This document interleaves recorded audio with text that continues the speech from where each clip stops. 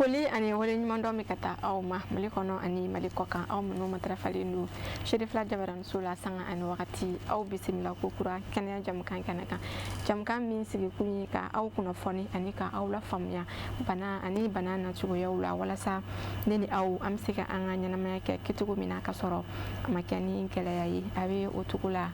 bi an kɛlen don ka wele bila kɛnɛya tigilamɔgɔw ma u kana an ka jɛ ka masala babusen kan babusen min n'a nafa ka bon kosɛbɛ n'o de bɛ tali kɛ muso saya ani denmisɛnnin saya o bɛ se ka kɛlɛ cogo di k'a nagasi ka silatunu ka bɔ an ka jamana kɔnɔ ale ni kɔlɔsili jumɛnw de bɛ yen nɔ minnu ni olu ka kan ka kɛ a la ani fɛɛrɛ ni dabali minnu bɛ se ka tigɛ walasa nin waleya in bɛ se ka tunu ka bɔ an ka jamana kɔnɔ cogo min na ka da kan mɔgɔ caman de bɛ yen nɔ musolakaw ani denmisɛnninlakaw la minnu ni u ni bɛ to muso kɛlɛ la walima n'u ni bɛ denmisɛnnin fitininw ni bɛ to jiginni senfɛ o ye waleya min ni a cɛ ka jugu kosɛbɛ wa n'a kan ka kɛlɛ fɛnɛ an bɛna kuma gɛlɛmani tengu an ka maa welelenw na u ka u tɔgɔ ani u jamu fɔ an n'an filɛbagaw ɲɛna an ka maa welelen fɔlɔ an fa i bɛ se k'a kɛ to ka i tɔgɔ ani jamu fɔ an na. Docteur Nci Keita. Ka baara ɲɛsinnen don mun ma? Ne ye dɔgɔtɔrɔ ye n bɛ Office national de la santé de la reproduction kuma b'o wele ko ONASR. N ye département ɲɛmaa ye min bɛ muso ni denw ka bolo la. Ok, i ni ce an ka weleli jaabili la bi ka na an ka plateau kan. An ka maa welelen filanan o ye mɔgɔ min ni ale fana jɔyɔrɔ ka bon kosɛbɛ an ka babusen min yɛrɛ t'a la o kɛlɛli kama ni o de ye muso kɛlɛ ale bɛ se ka si latunu cogo min na ani ka nagasi ka bɔ an ka jamana kɔnɔ ka fara o fana kan mɔgɔ min n'a jɔyɔrɔ ka bon kosɛbɛ denmisɛnnin dɔgɔtɔrɔ minnu bɛ yen nɔ olu ka formation na dɔgɔtɔrɔya na sira fɛ kɛrɛnkɛrɛnnenya la anw yɛrɛ garizɛgɛ donna a ka kalandenya la cakɛda la ni o de ye CSRF commune 5 ye mɔgɔ min n'a jɔyɔrɔ ka bon kosɛbɛ ka da kan kalanden minnu mana garizɛgɛ sɔrɔ ka kalan kɛ a fɛ non seulement a bɛ dɔnniya di aw ma nka a bɛ tila ka jigiyaba ta aw ye sociale fɛnɛ côté fɛ o ye waleya min ni a ka kan an ka o seereya bi ka da kan an bɛ plateau min kan non seulement Mali kɔnɔ ani Mali kɔkan bɛɛ lajɛlen kulo bɛ an na an bɛ waatinin min na i ko bi wa hali san 100 bi kɔfɛ jaw de don minnu ni olu bɛ se ka to archive la n'i donna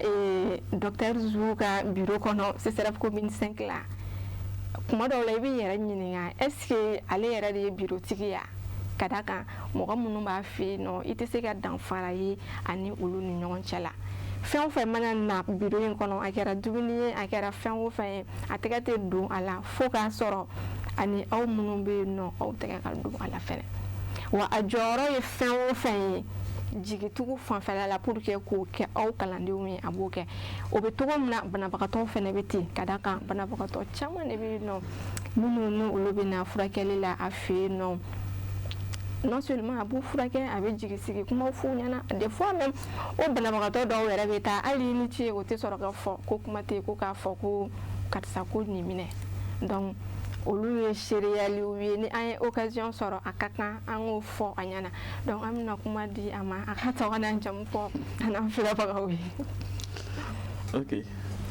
ne ye docteur Traoré Sumano Umari ye gynécologue ye obstétricien ye olu ye dɔgɔtɔrɔ minnu ka baara bɛnnen don ka musow furakɛ a kɛra muso kɔnɔma ye o a kɛra mun fana kɔnɔma tɛ o an b'a bɛɛ lajɛlen furakɛ an kɔni bɛ CSRF commune 5 la nka bi bi in na an kɔni nana somɔgɔw tɔgɔ de la n'o ye somɔgɔw national ye n'o ye an gynécologue obstétricien an ka jɛkulu gynécologue obstétricien maliyɛnw ka jɛkuluba an bɛ olu de tɔgɔ la bi. Ok, i ni ce an ka weleli jaabili la ka na plateau in sanfɛ o kɔfɛ an bɛ kuma di an ka maa weleli sabanan ma docteur i bɛ se ka i tɔgɔ ani jamu fɔ an n'an filɛbagaw. Baasi tɛ ani ɲankuma ne tɔgɔ Mamadu Keita ne ye gynécologue ye n'o ye dɔgɔtɔrɔ minnu ka baara ɲɛsinnen bɛ musow furakɛli ma donc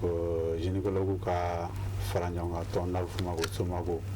o bolofara min bɛ Bamako ne y'o jɔyɔrɔ fa kɛnɛ kan. Ok. Ani ninnu de bɛna jɛ bi ka masala nin babusen in ka babusen min n'a nafa ka bon kosɛbɛ ka d'a kan n'i ko muso denmisɛnnin jamana ɲɛtaga tɛ sabati togoya si la fo k'a sɔrɔ olu ka kɛnɛyaw olu fɛnɛ sabati ko ɲuman don donc an ka maa welelen filanan docteur Nci Keyita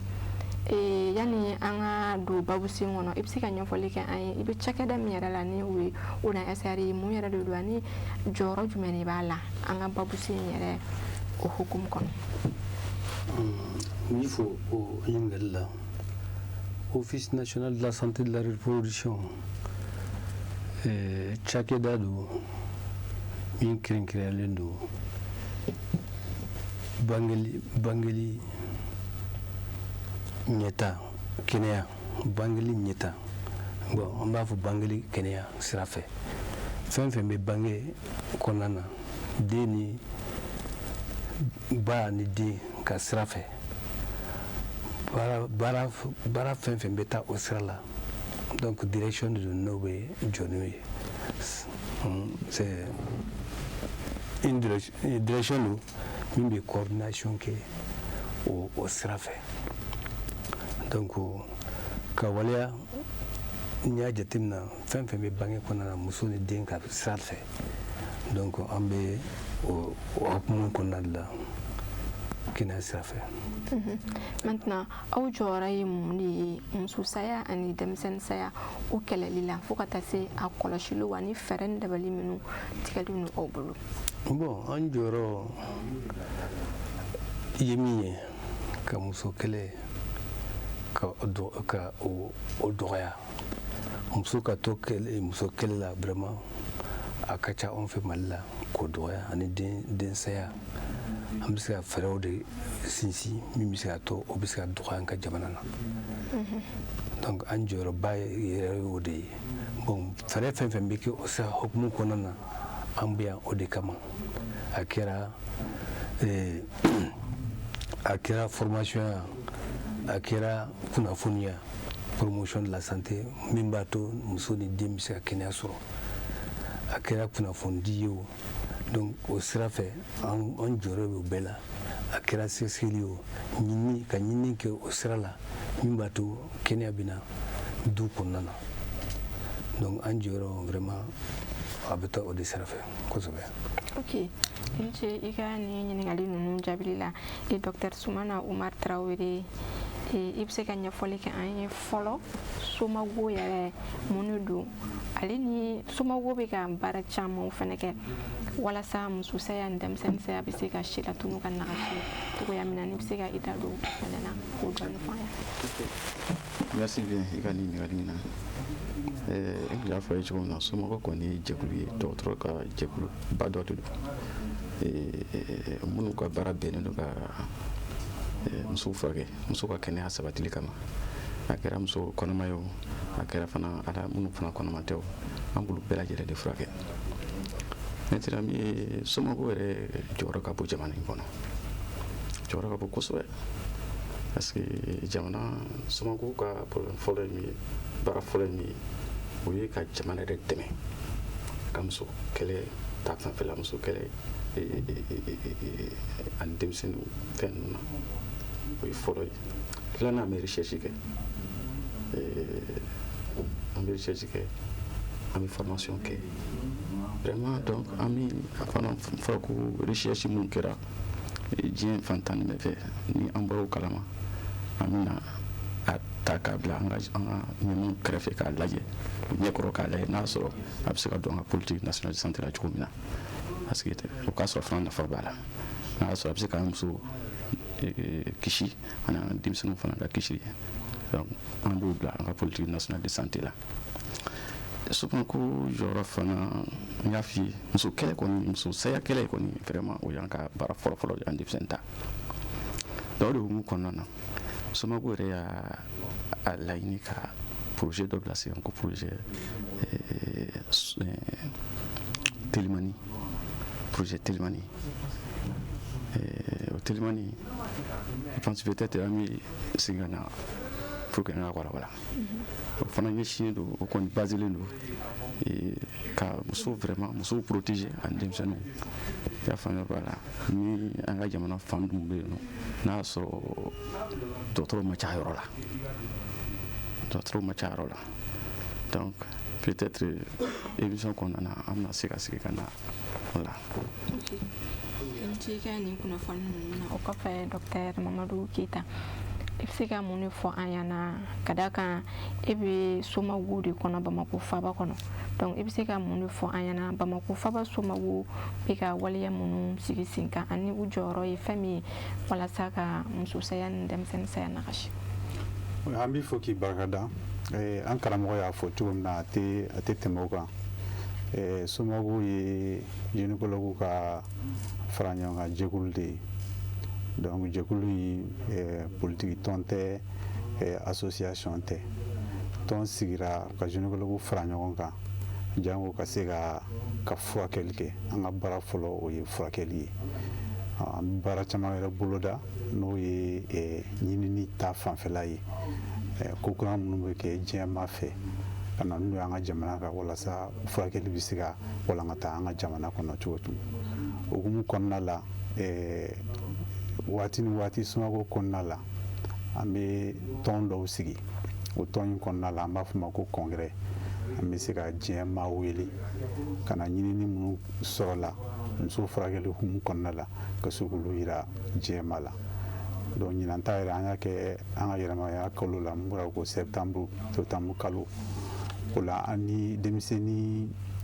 dɔgɔtɔrɔw de farala ɲɔgɔn kan ka se k'o lawaleya o hukumu kɔnɔna la an ye furakɛli caman boloda Bamako kɔnɔna la ani an ka togodala sigida ninnu na ka se ka muso kɔnɔmaya kɔlɔlɔtɔ parce que jateminɛw y'a jira ko ni kɔlɔlɔ bɛ kɔnɔmaya kɔrɔ ko n'a ma dɔn joona n'a ma furakɛ joona o de bɛ se ka na ni saya ye donc an ka baara kun fɔlɔ ye kɔnɔmaya kɔlɔlɔtɔ ka se k'o ɲɛɲini ka se ka fɛɛrɛw tigɛ olu bɛ se ka furakɛ o hukumu kɔnɔna la furakɛli b'o la ɲɛfɔli b'o la fɛn caman wɛrɛ b'o la misali la kɔnɔmaya kɔlɔlɔtɔ ye jumɛn ye ni basi bɔnna muso kan ou bien ni bara wɛrɛ bɛ yen n'o bɛ kɔnɔmaya kɔnɔ i n'a fɔ tension i n'a fɔ diabète i n'a fɔ fɛn wɛrɛ donc an y'o baara kɛ Bamako kɔnɔ arajo n'o ye b'a dɔn kɔnɔmaya taabolo ka ɲi walima a pɔbɔli ka se k'o kɛ o bɛɛ waleya ye mun ye ka se ka a dɔn n'an bɛ fɛ muso kɛlɛ ka kɛlɛ fo an ka o waleya ninnu lawaleya ka se k'o dɔn k'o furakɛliw walankata donc entre autres an ka baara ye nin fanba ninnu ye. Ok, i ce i ka nin kunnafoni ninnu na Dr Nci Keita i da sera ONASR ka fɛɛrɛ dabaliw ma a bɛ minnu sigi sen kan walasa muso kɛlɛ ale ni denmisɛnnin saya bɛ se ka nagasi cogoya min na o hukumu kɔnɔna na aw bɛ kunnafoniw di aw bɛ recherchew kɛ aw ka kunnafoniw bɛ kɛ ka taa sira jumɛnw de kan ale ni aw ka recherchew kɔnɔ aw ye mun de sɔrɔ. I ka ɲininkali diyara n ye kosɛbɛ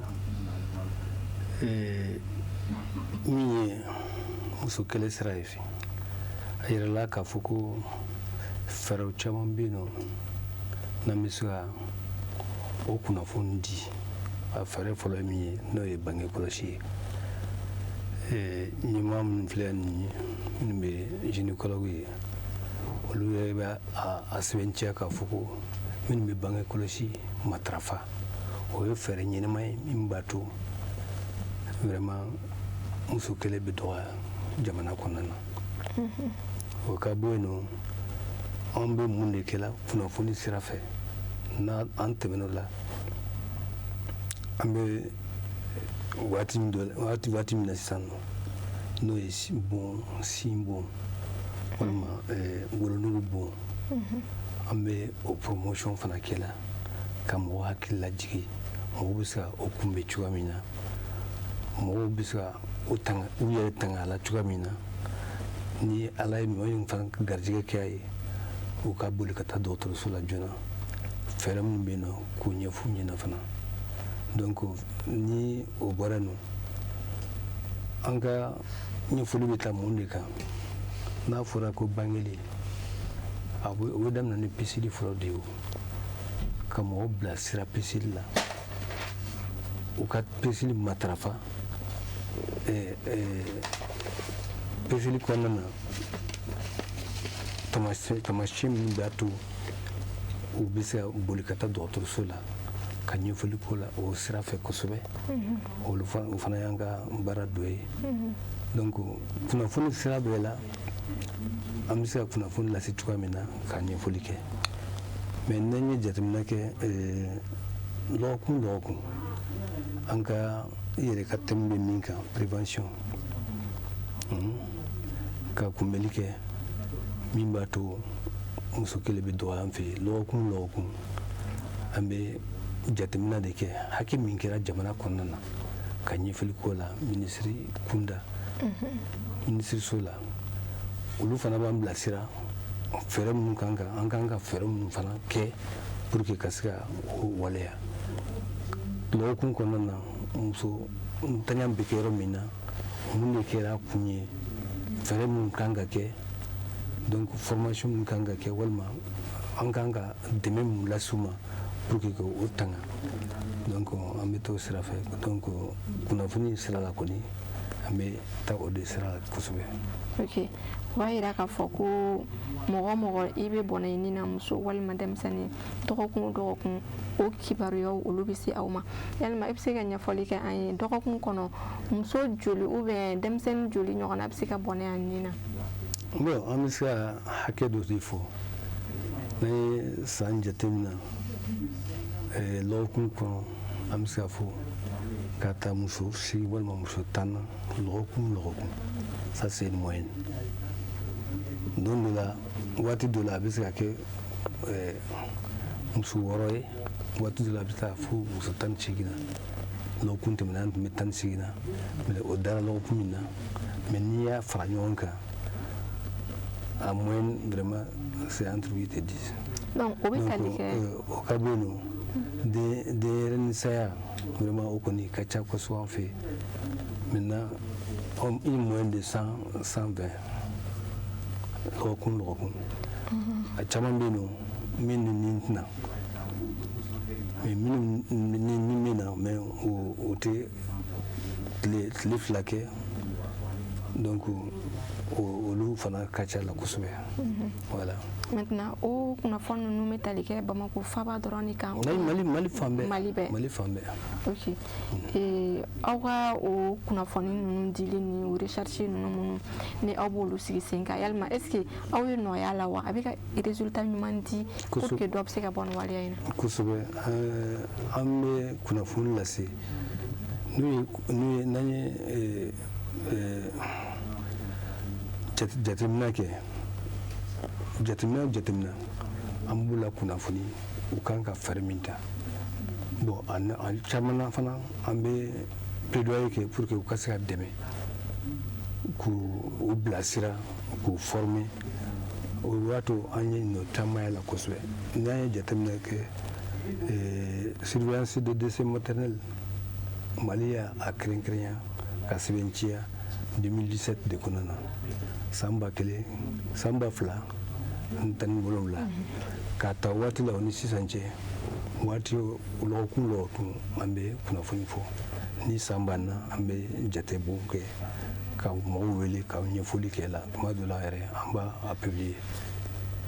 donc ok i ni ce ka nin kunnafoni ninnu na Dr Sumana Umar Traoré Dr Keita bɔra k'a fɔ sisan muso hakɛ min ni denmisɛnnin hakɛ min bɛ bɔnɛ u ni na dɔgɔkun o dɔgɔkun ka daminɛ Bamako fo ka taa se a marabolo bɛɛ lajɛlen na n'i y'a jateminɛ i b'a ye k'a fɔ a ka ca kosɛbɛ maintenant waleya jumɛn ni jumɛnw yɛrɛ de bɛ kɛrɛnkɛrɛnnenya la minnu n'olu bɛ se ka na ni ntanyani ye denmisɛnninw ale ni muso kɔnɔmaw fan fɛ. merci i cɛ ka ɲininkali in na yanni ka sigi ka na i ka question jaabili la n b'a fɛ ka tasiba kɛ k'a fɔ ko nin kalo ye gynécologue nin y'an ka kalo de ye nin y'an ka kalo ye octobre rose o y'an ka kalo ye hali ni an ka baro tɛ ale kan k'a fɔ ko baara wɛrɛ fana b'an na ne muso fana ni kisi kosɛbɛ n'o ye cancer du col de l'utérus ani cancer du sein olu bɛ se ka kɛlɛ cogo min na donc o kunbɛli ni minnu ma se ka kunbɛn olu ka furakɛli o fana ka baara ye maintenant min ye i ka question jaabili ye nin bɛɛ dɔnnen don a bɛɛ dɔnnen don an fana b'a kan koyi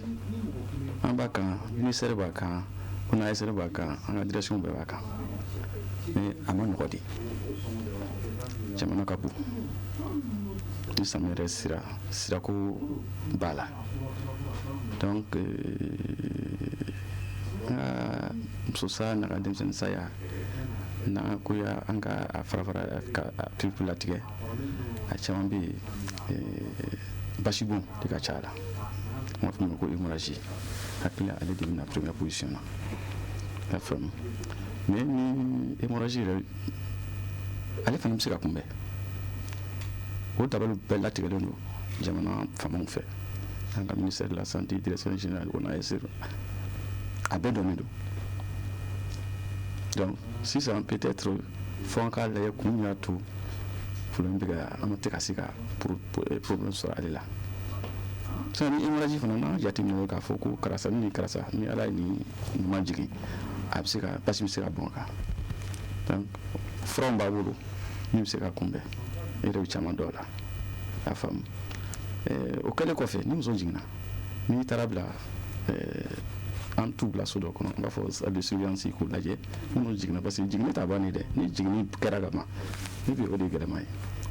n'a tora k'u surveiller hali minnu basi a ka ca ala fɛ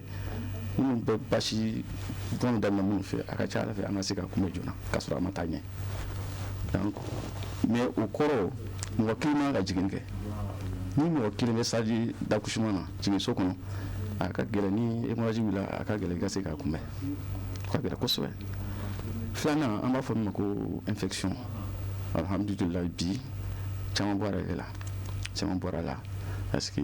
fɛɛrɛ caman tigɛra pour que ale ka se ka fɛn ale caman bɔra la kosɛbɛ sabanan min n'o fana bɛ ka gɛlɛya n'o yɛrɛ b'a fɛ ka hémorragie yɛrɛ dan sisan basi bɔn daminɛ sisan o ye tension de ye tension ale bɛ k'an sɛgɛn kosɛbɛ a b'an muso degun a b'an dɔgɔtɔrɔw degun wa ale dɛsɛra ka ca kosɛbɛ parce que ni tension wulila ka ban n'a sɔrɔ ni dɔgɔtɔrɔso ka jan k'a fɔ k'i ye mobili sɔrɔ ka na se dɔgɔtɔrɔso la baara bɛ se ka kɛ cogo min na o bɛ se ka gɛlɛya kuma dɔw la donc ale bon a tɔ fana ye kɔnɔtiɲɛ ye an balimamuso minnu bɛ yen ni ala y'u garisɛgɛ kɔnɔ na n'u t'a fɛ ka fɛn kuma dɔw la c'est vrai que an ka loi ma autorisé jamana an ka loi sariyaw ma a yamaruya mais dɔw b'a kɛ dɛ n'o kɛra n'o complication kɛra o fana bɛ se ka kɛ ni a ma kɛ ka ɲɛ a bɛ se ka o basi bɛ se ka caya walima infection bɛ se k'o sɔrɔ a ka kɛ sababu ye pour ka fɛn fana bɛ n'u bɛ se ka to a la a laban ye min ye o ye tin yɛrɛ an b'a fɔ sulu ye ka tin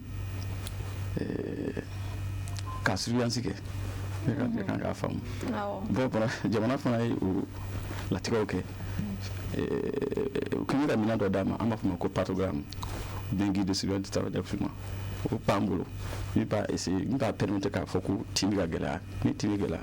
kunbɛli bɛ se ka kɛ soit a bɛ taa opération kɛ walima i b'a référer a bɛ taa dɔgɔtɔrɔsoba la baara bɛ se ka kɛ cogo min na donc nin fɛn damadɔ de bɛ ka vraiment an ka ni degun de b'an kan fɛɛrɛw bɛ yen dɛ mais n y'a kumabaw de tɔmɔ ta bon ni fɛn o fɛn kɛra sababu ni fɛn o fɛn kɛra sababu ye ka muso ni tanya an b'a fɔ o ma ko décès maternel évitable a caman y'o de ye mais o de ka ca an fɛ yan a ma ban dɛ évacuation ala patron ale bɛ se ka parce que olu b'a ɲɛdɔn ka tɛmɛ an kan muso minnu bɛ bɔ fɔ yɔrɔ jan fɛ k'a fɔ k'u b'a transférer ka na se duguba la dɔgɔtɔrɔsobaw la pour que baara ka se ka kɛ o ka gɛlɛn kosɛbɛ o ka gɛlɛnma fɔlɔ yɔrɔ min sirako banna kuma dɔw la siraw tɛ sama yɛrɛ fɛ n'a fɔra k'i ka ba tigɛ ka taa fan dɔ fɛ kuma a ka gɛlɛn yɔrɔ dɔw bɛ yen vraiment a ka gɛlɛn kosɛbɛ sirako la dɔw fana bɛ yen a bɛ se ka kɛ mais transport bɛ yen mais e yɛrɛ bɛ jamana cogoya dɔn sisan par exemple an bɔra Tɔnbukutu sisan ni su kɔra ka ban ambulance tɛ se ka bɔ Tɔnbukutu yɛrɛ dugu kɔnɔ fo ka dugu jɛ nka yen mɔgɔw fana faamaw fana ye solution sɔrɔ u bɛ moyen dɔ sɔrɔ dugulenw fɛ olu ka mobili bɛ se ka taa ta mais a siraw ka jan sira ka gɛlɛn parce que a caman ye cɛncɛn ye donc vraiment gɛlɛya caman bɛ yen mais vraiment bi alhamdulilayi vraiment jamana ka cɛsiri n'a ɲɛmɔgɔ ka cɛsiri an kɔni b'a kan nka hali muso kelen tora n'i tora tin kɔnɔna na ou bien tin jiginni kɔfɛ walima den kelen tora la an b'a fɔ ko c'est du trop donc merci. Ok, in ce i ka nin ɲininkali ninnu na maintenant i ko somɔgɔw kɛlen don ka waleya dɔ sigi sen kan n'o de ye projet Telimani ye. I bɛ se ka ɲɛfɔli kɛ an ye projet Telimani yɛrɛ kan davantage ale ni projet Telimani jɔyɔrɔ bɛ ka kɛ mun ye walasa muso saya ni den saya bɛ se ka nagasi. Merci. I ka nin ɲininkali diyara n ye kosɛbɛ. Tu sais que l'an 2024 ka taa septembre kalo tile 2 ka taa se a tile 6 la an ka somɔgɔw y'a ka lajɛ dɔ kɛ Kulikoro ka san 5 bɛ na a bɛna baara min kɛ o bɛɛ daminɛ olu taara tigɛ ye donc o senfɛ projet Telima ko kuma fɔra parce que jateminɛ nana kɛ k'a fɔ ko OMS ni an ka diɲɛ a tɔgɔ kɛnɛba voilà ale y'a jateminɛ k'a fɔ ko pour que vraiment ka kɛnɛya ko ka sabati ko dɔgɔtɔrɔ bon n b'a fɔ dɔgɔtɔrɔ agent de santé mɔgɔ 23 pour 1000 habitants a jateminɛ kɛra k'a fɔ an ka jamana kɔnɔ an bɛ 3 de la mɔgɔ 3 pour 1000 habitants awɔ donc an ka cɛ ka jan dɛ bon personnel ka ca Bamakɔ an b'a fɔ personnel qualifié a ka ca Bamakɔ yan mais n'i tɛmɛna Bamakɔ ka ban ka taa se i n'a fɔ Moti ka yɛlɛ a b'i commencer ka dɔgɔya dɔɔni donc musow ka u bɛ yen musow bɛ yen denmisɛnninw bɛ yen problème de santé b'u kan mais personnel qualifié ka dɔgɔ a kelen-kelen min bɛ yen u b'u seko kɛ dɛ mais a tɛ labɔli kɛ donc Sonago ni Amapedi association des pédiatres du Mali olu farala ɲɔgɔn kan k'a fɔ ka fɛɛrɛ tigɛ pour que denmisɛnnin kalanden minnu b'an bolo n'a fɔ étudiant an b'a fɔ ma interne école de médecine sortant ka thèse kɛ 6e 7e année k'u former et k'u bila ka taa yɔrɔ la i n'a fɔ an ka personnel qualifié ma ca yɔrɔ min na donc o projet pilote o bɛnna Tɔnbukutu ma donc ɲinan an ye interne 4 bila ka taa ye 3 olu bɛ ka gynéco obstétrique baara kɛ musow ka voilà gynéco an ka baara b'o kɛ kelen ye ale ka pédiatrie ta de kɛ donc c'est pour ka lajɛ ka minnu bɛ yen sur place gynéco minnu bɛ yen ani pédiatre minnu bɛ yen k'u dɛmɛ u ka baara la pour que vraiment ni dɔ ka se ka bɔ ni saya in na denmisɛnnin saya ani musokɔnɔma saya u b'a kan dɛ u bɛ baara la interne bɛ taa don min na o y'a sɔrɔ dɔw bɛ yen u tɛgɛ jɛlen tɛ mais an ye bɔli kɔsa min kɛ yen nɔ an yɛrɛ ni su ka sara maintenant projet Telimani i bɛ fɛ ka dɔ fara ok an ye projet Telimani dɛmɛbaga dɔ ye anw ni gynéco ni pédiatrie ani université anw ta ye min ye ka dɛmɛbaga ɲini la baara bɛ se ka wale cogoya min na ONASER ye convention dɔ signé ani FENASCOM minnu bɛ ladala dɔgɔtɔrɔso CESCOM an ka kila dɔgɔtɔrɔ olu ka fédération nationale an n'o ye convention signé pour que ka se k'u dɛmɛ an ka sɛgɛsɛgɛli senfɛ an y'a ye k'a fɔ ko Mali kɔnɔna na dɔgɔtɔrɔso 600 ɲɔgɔn bɛ yen nɔ gɛlɛya b'u ka baara la mais an ka fɛngɛ na an ka jateminɛ na an tun ye o tilancɛ ta 300 n'an tun bɛ se k'u dɛmɛ a ye projet min ko fo sisan nɔ mais comme pilote don an bɛna taa o sira de fɛ 300 ɲɔgɔn ka trésorier bila ka taa yen nɔ mais o bɛ se ka kɛ cogo di fo an ka dɛmɛbaga de ɲini an na enfin k'u ladege déjà n'u taara dɔgɔtɔrɔso ninnu na u ni mɔgɔw bɛ don ɲɔgɔn na en même temps k'a lajɛ n'u tilala u ka se k'u ta pour que an ka se ka a ye personnel qualifié min ko fo sisan nɔ personnel qualifié min ko fo pour que an ka se ka caman labɔ kɛnɛma u ka se ka dɛmɛ baara la min b'a to muso kelen ani denmisɛnnin saya bɛ se ka dɔgɔ cogo min na parce que an y'a ye k'a fɔ ko sage-femme min bɛ jiginni kɛ olu tɛ boli kɛ o ka dɔgɔ kosɛbɛ bon a caman fana na muso de don muso bɛ tu o cɛ de kɔ o boli ka gɛlɛn hali jamana yɛrɛ ma i ye fɛɛrɛ kɛ cogo o cogo bon fonction publique la mɔgɔw kɔni bɛ taa a cɛ de nɔfɛ donc i y'u bila cogo o cogo waati dɔ bɛ se o fɛngɛ maintenant ni u kan ka taa yɔrɔ min na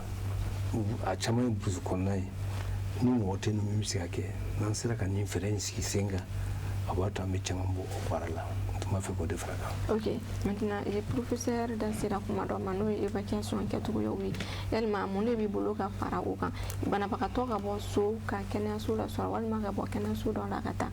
taa yɔrɔ dɔ la. I ka ɲininkali in diyara n ye kosɛbɛ parce que a yirala k'a fɔ ko fɛɛrɛ fɔlɔ min bɛ yen nɔ min b'a to muso kelen bɛ se ka kɛlɛ an ka jamana na kabini a ka ca ni san 30 ye sisan nɔ o fɛɛrɛ an y'o ɲini k'o sigi sen kan n'an b'a wele ko cadre conceptuel ka mɔgɔw bɔ so kɔnɔ ka taa n'u ye dɔgɔtɔrɔso la joona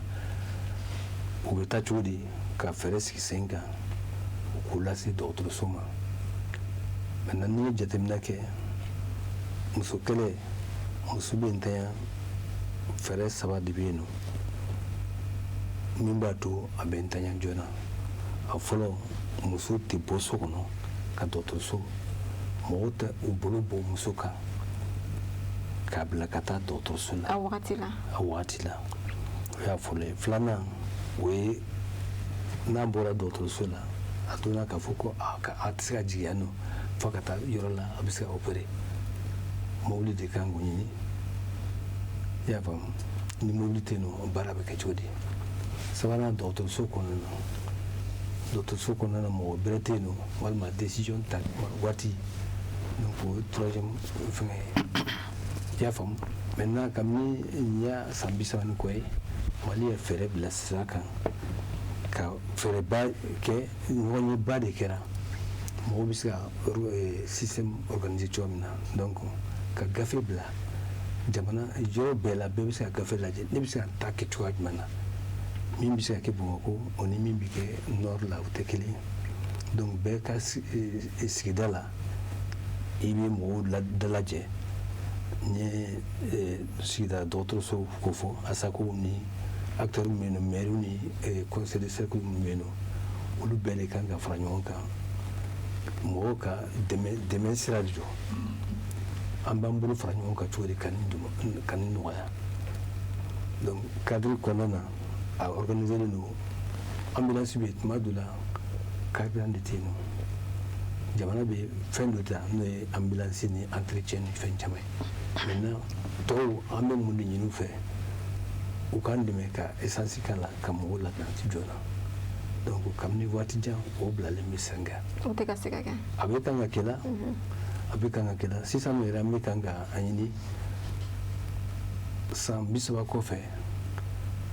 jateminɛ y'a ye k'a fɔ ko a résultat ka ɲi kosɛbɛ maintenant ka fɛɛrɛw lajɛ parce que san 30 ni sisan cɛ fɛn caman yɛlɛmana fɔlɔ téléphone tun tɛ yen nɔ sisan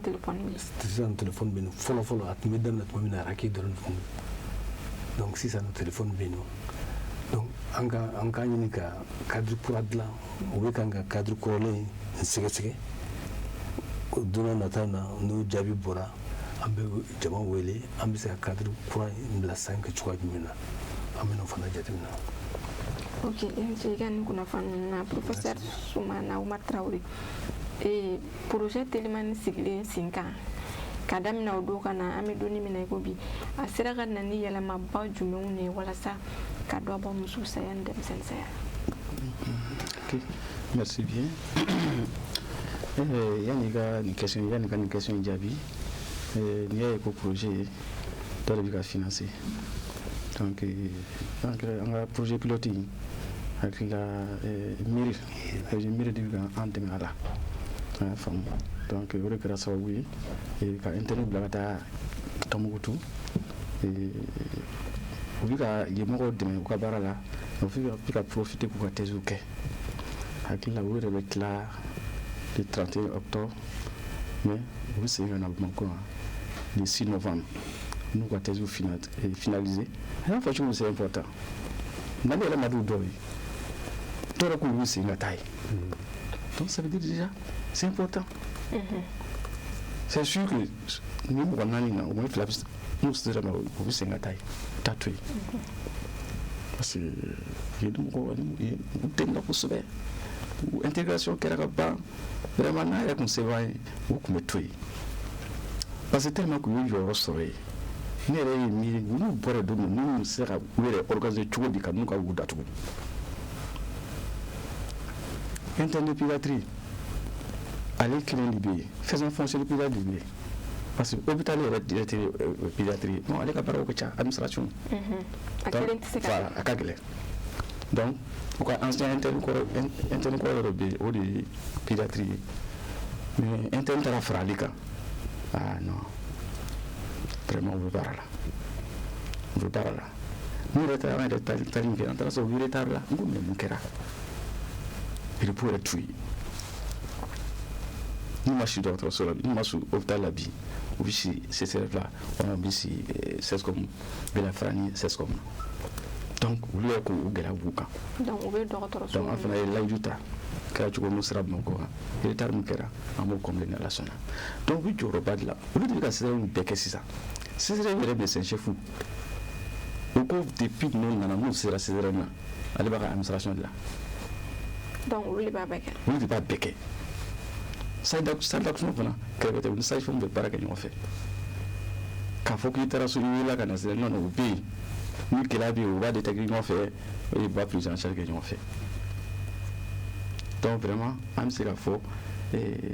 on n'a pas encore les statistiques mais u jɔyɔrɔ tiɲɛna an ye caman y'a la parce que ɲɛmɔgɔw n'o na di ko faamaw ko ka cogoya bɛ pour que nin bɛ se ka péréter cogo min na.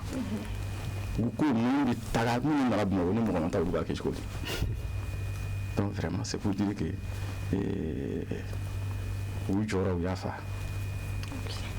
je ka nin kunnafoni ninnu na docteur Keita Mamadou professeur bɔra sisan ka jeune ko u jɔyɔrɔ fɔ jɔyɔrɔ min bɛ ka kɛ sababu ye ka denmisɛnnin saya ni muso saya nagasi kosɛbɛ maintenant est-ce que jeune ko olu dɔrɔn fanga bɛ se nin waleya in na wa e yɛrɛ bolo. Bon n ci ka ɲininkali la kuma min bɛ ka fɔ hakili bɛ baara kɛ a hukumu kɔnɔna la c'est vrai que n'i ma fɛn bɛɛ n'i ma fɛn de ye an ka congrès tɔnsigi in senfɛ mun kɛra septembre kalo la an ye ɲinini minnu kɛ ka taa san 2016 la fo ka na bila bi la an ye jateminɛ kɛ k'a lajɛ den ni b'a ka kɛnɛya bɛ cogo min na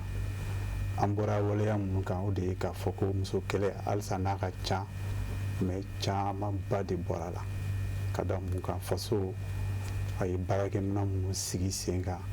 olu bɛ ka nɔ ye o baarakɛminɛn jumɛn ye dɔ ye an kɔrɔkɛ bɔra k'a fɔ référence évacuation b'o la an professeur y'a fɔ césarienne kɛlu b'o la a ye mun fɛnɛ fɔ sisan n'o ye projet Telima ye o ye dɔgɔtɔrɔ ɲuman ka se ka cari dɔgɔtɔrɔso bɛɛ la n y'a fɔ an ka kuma daminɛ la ko kɔnɔmaya kɔlɔlɔma o de bɛ se ka abouti ka waleya ka kɛ ni minɛli ye gynécologue b'o baara kɛ mais a kelen tɛ se dɔgɔtɔrɔ baara ye jɛkan baara de ye ni gynécologue warala yɔrɔ la sage-femme jɔyɔrɔ ka bon kosɛbɛ kosɛbɛ kosɛbɛ kosɛbɛ o yɔrɔ la parce que ale de bɛ peseli kɛ ni sage-femme fɛnɛ ma caya an ka dɔgɔtɔrɔso la gɛlɛya bɛ na donc gynécologue dɔrɔn tɛ se gynécologue bɛ ni kɔlɔlɔ bɛ kɔnɔmaya kɔrɔla la ale bɛ se k'a natɔ ye k'a baara kɛ mais sage-femme jɔyɔrɔ b'a la cogo min na infirmier jɔyɔrɔ b'o la cogo min na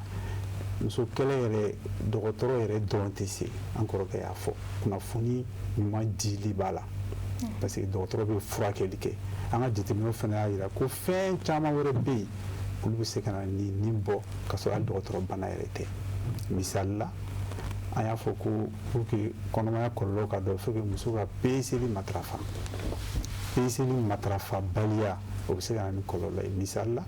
muso kelen b'a ta kɔnɔmaya daminɛ kalo 1 fo ka taa jiginni kɔfɛ tile 45 muso saya dɔ bɛ yen ni kɔnɔbara ma sigi a ɲɔrɔ la n'an b'a fɔ o ma ko grossesse extra-utérine an b'a jateminɛ k'an ka sigidaw la mɔgɔw bɛ na peseli la kalo 3 ou kalo 4 kɔfɛ n'o y'a sɔrɔ peseli ma kɛ k'a dɔn ko kɔnɔbara ta place la o bɛ se ka na ni gɛlɛya ye donc i ka kuma jaabi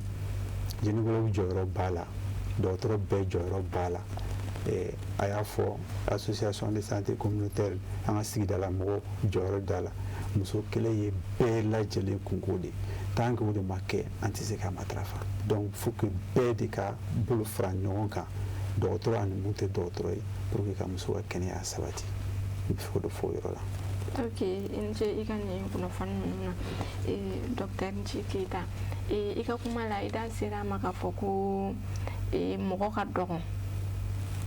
jamanadenw ma furakɛli nasira fɛ or que an dun b'a ye san kɔnɔ dɔgɔtɔrɔ kalandenw caman bɛ bɔ sanfɛ kalansow la sage-femme caman bɛ bɔ infirmiers caman bɛ bɔ mais cogo jumɛn na o n'a ta bɛɛ problème bɛ yen or que mɔgɔ caman fana bɛ yen olu yɛrɛ baara yɛrɛ to olu bolo olu bɛ yen ten tɔ i bɛ se ka mun fɔ o la. bon ɲininkali in diyara n ye kosɛbɛ an bɛ lawale min na sisan jamana fanga ka dɔgɔ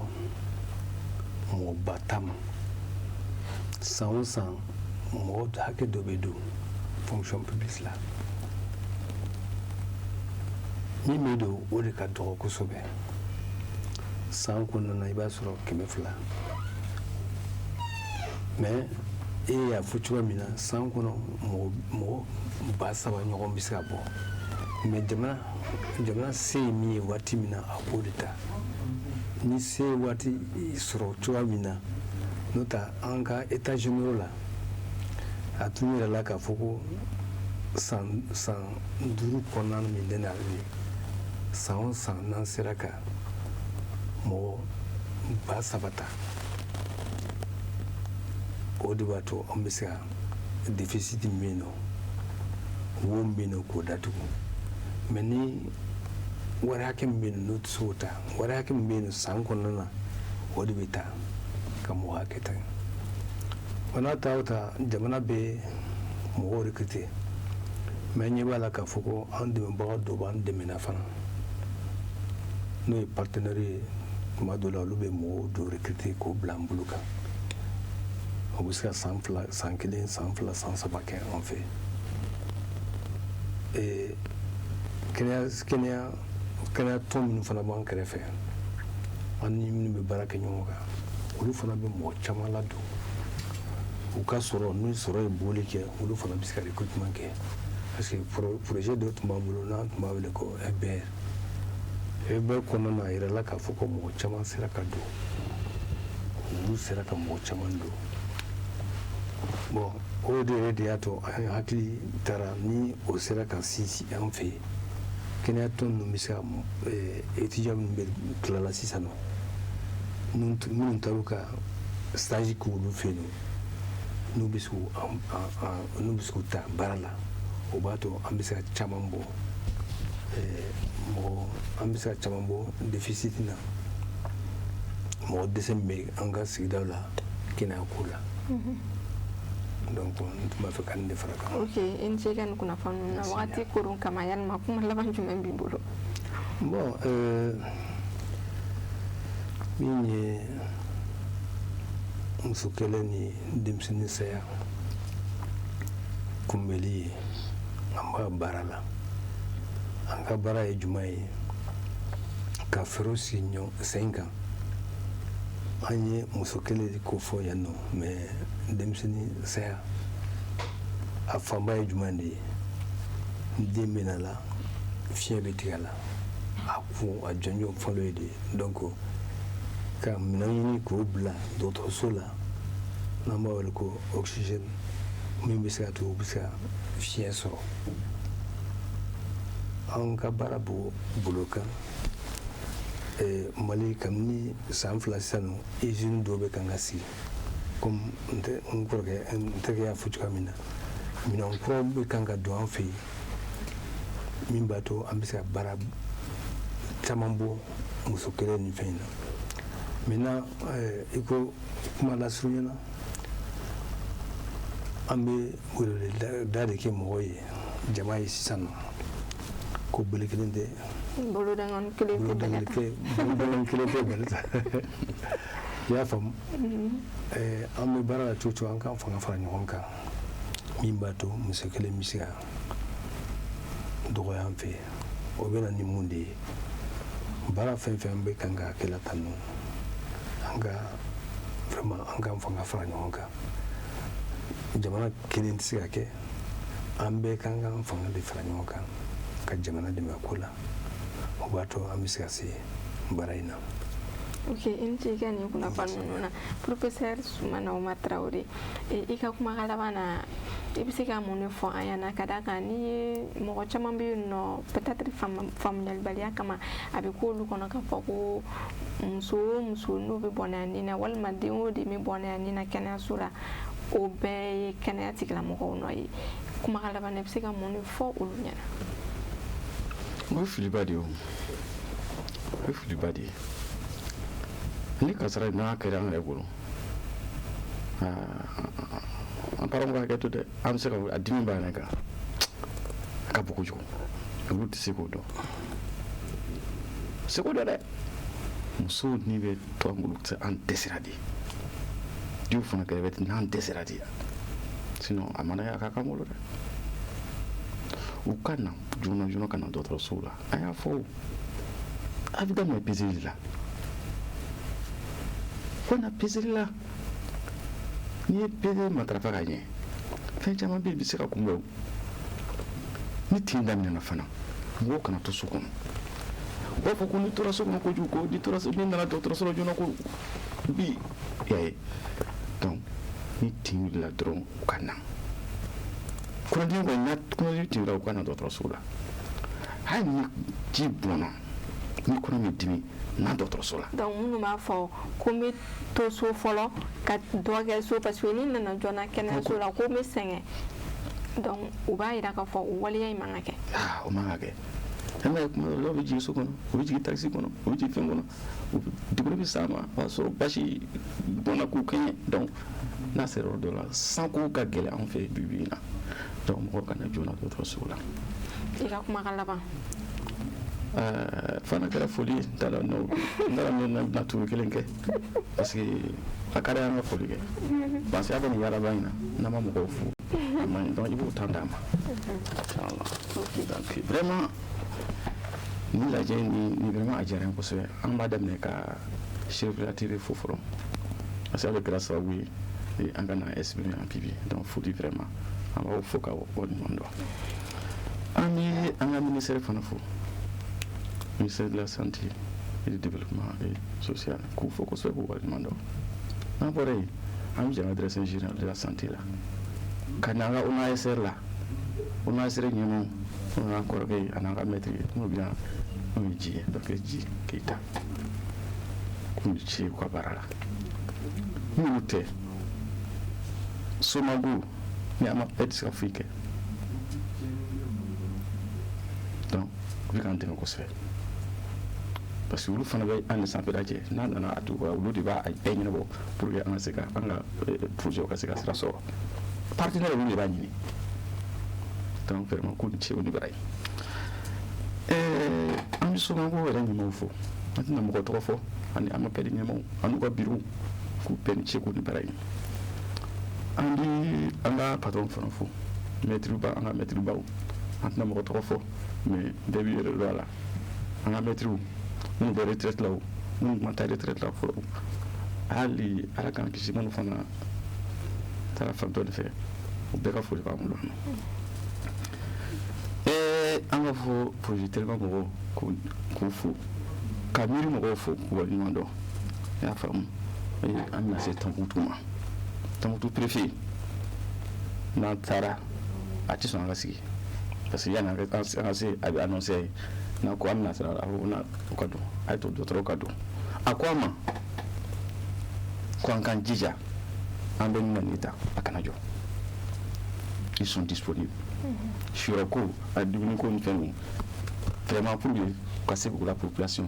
u ka degun ka caman b'o la la direction régionale de la santé de Tɔnbukutu ani hôpital directeur yi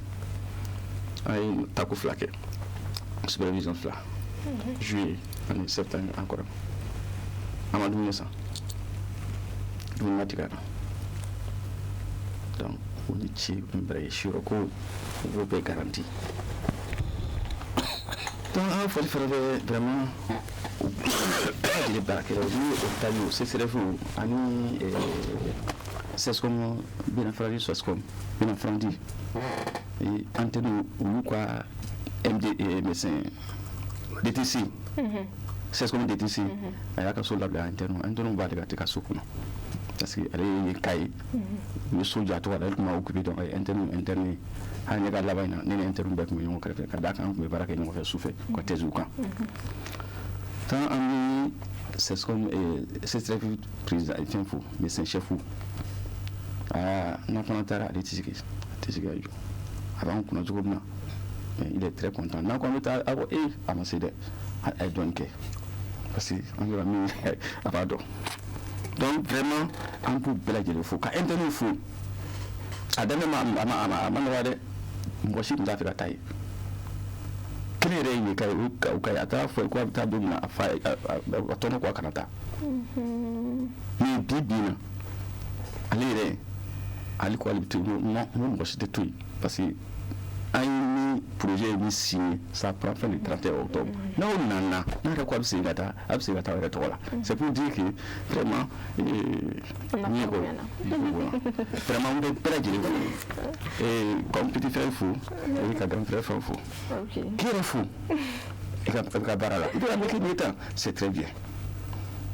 halisa a y'o jija vraiment merci beaucoup. Ok, docteur Keita Mamadou kumakan laban jumɛn b'i bolo? Bon, grand frère ye foli bɛɛ kɛ n tɛna sigi kumaw kan